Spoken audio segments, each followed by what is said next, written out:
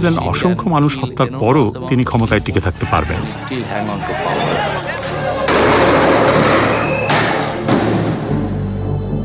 Al Jazeera একজন নির্মম প্রধানমন্ত্রীর অন্তিম সময় প্রকাশ করছে। এখন লেটার লেভেল ব্যবহার করবে, যেখানে পাবে সেটা গুলি করবে।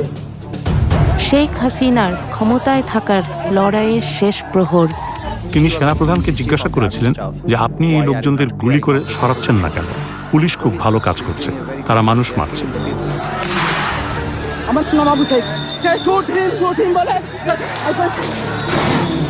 আমরা প্রকাশ করছি পুলিশ কিভাবে একটি হত্যাকাণ্ড গোপন রাখার চেষ্টা করেছিল।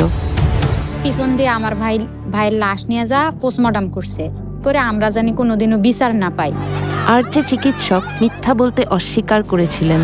কিন্তু সাইদ হেড ইনজুরির জন্য মারা যায়নি, পুলিশের গুলিতে যেহেতু মারা গেছে